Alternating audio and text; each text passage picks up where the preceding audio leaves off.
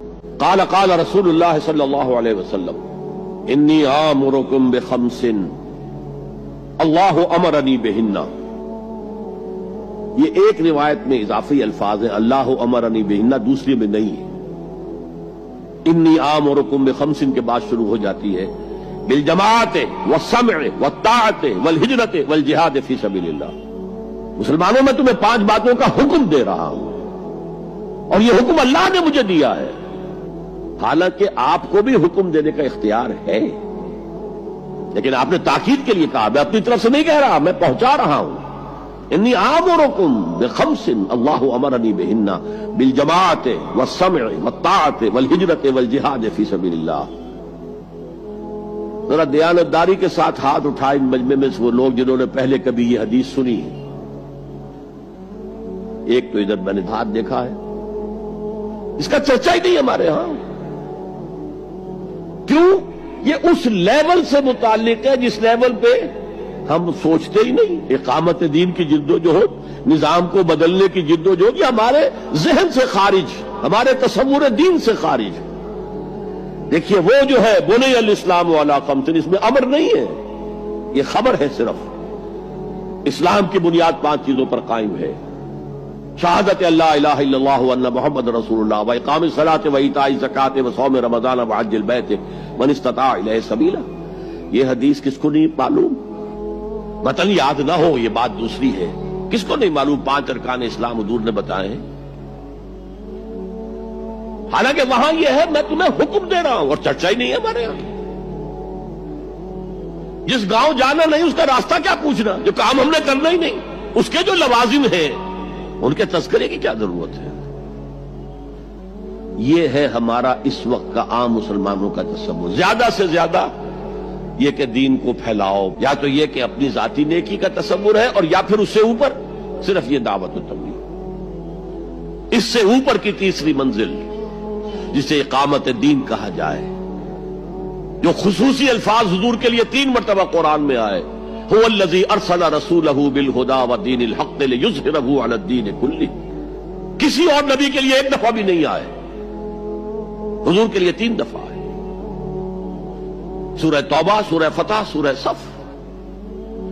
یہ چونکہ چیز ہمارے ذہنوں سے نکل گئی ہے، لہذا اس کے جو متعلقات ہیں اس کی طرف بھی توجہ نہیں ہے. سیدھی سی بات ہے، منطقی بات ہے. جس گاؤں جانا نہیں اس کا راستہ کا کو پوچھنا. یہ 5 چیزیں ہیں لازم. جماعت کی شکل میں رہو، یہ بھی فرمایا علیکم بالجماع، یہ حضور کی حدیث ہے. علیکم بالجماع، لازم جماعت کی شکل میں رہو. اور حضرت عمر کا قول ہے، اور آپ کو معلوم ہے کہ صحابی کا قول بھی حدیث کہلاتا ہے. حضرت عمر فرماتے لا اسلام الا بالجماع ولا جماع الا بالامارہ ولا امارہ الا بالاطاعہ. کوئی اسلام بغیر جماعت کے نہیں، کوئی جماعت بغیر عمارت کے نہیں، اور کوئی عمارت بے فائدہ ہے اگر اس کی اطاعت نہ ہو. تو پہلا حکم بالجماع والسمع، اور سنو. سننے کے لیے وابستہ رہنا ہوگا. وابستہ رہ شجر سے امید بہار رکھ. اب یہ نہیں ہو سکتا تھا کہ حضور پر کوئی بات آئی ہے تو آپ خود ہر ایک کے گھر جا کے اس کو پہنچائیں. آپ وابستہ رہیں اس نظم جماعت کے ساتھ.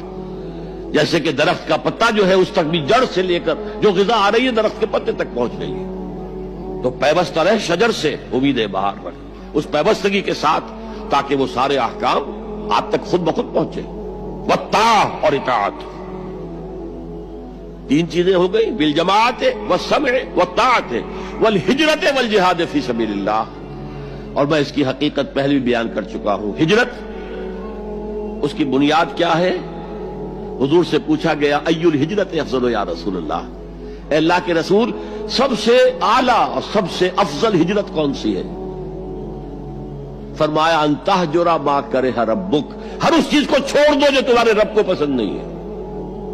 آج اپنے گریبان میں جھانکیے، جو چیز زندگی میں غلط ہے شریعت کی روح سے طے کیجئے کہ اب نہیں ہوگی، اب ختم کر دوں گا. ہجرت شروع ہو گئی آپ کی. تہجر ما کرہ ربک، ہر اس چیز کو ترک کر دو، چھوڑ دو جو تمہارے رب کو پسند نہیں. اور آخری ہجرت تو آئے گی وہ اقامت دین کے آخری مرحلے میں، جب اقدام ہوگا، جب نظام کو چیلنج کیا جائے گا پھر جو ہجرت ہوگی وہ فرض ہجرت ہوتی ہے. مدینے کی ہجرت فرض تھی، ہجرت حبشہ فرض نہیں تھی. وہ تو جن لوگوں کی ہمت جواب دے رہی تھی اور جو پرسیکیوشن ہو رہی تھی اور جو تشدد ہو رہا تھا اس کو برداشت نہیں کر پا رہے تھے، انہیں اجازت دے دی گئی کہ ٹھیک ہے چلے جاؤ، حبشہ کی طرف ہجرت کر جاؤ. مدینے کی ہجرت فرض تھی. اگر کوئی ہجرت نہیں کر رہا، ما لکم من ولایتہم من شیء حتی یہاجروا، تو اے مسلمانوں تمہارا ان سے کوئی تعلق نہیں ہے جب تک کہ وہ ہجرت نہ کرے. بلکہ سورہ نساء میں اس کو بھی ایک طرح کا نفاق قرار دیا گیا. تو وہ ہجرت بڑی ہجرت ہے، گھر بار چھوڑ کر.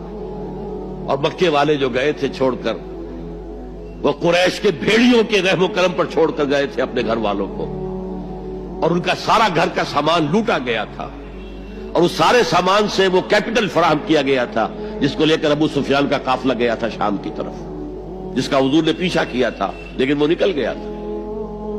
جب وہ واپس آ رہا تھا تب حضور نے پھر اس کو کنفرنٹ کرنے کے لیے مدینے سے باہر نکل کر پروگرام بنایا، لیکن وہ اللہ کو کچھ اور منظور تھا. ادھر سے لشکر آ گیا اور جنگ ہو گئی، جنگ بدر ہو گئی.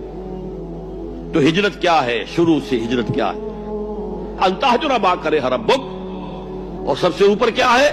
گھر بار، اپنے آباء و اجداد کی وطن، جہاں آپ کے آباء و اجداد دفن ہے، چھوڑو جاؤ، اور جاؤ وہاں جہاں پوری طاقت مرکوز ہو جائے تاکہ آپ نظام باطل کو چیلنج کرنے کے لیے ساری طاقت ایک جگہ جمع کر سکیں.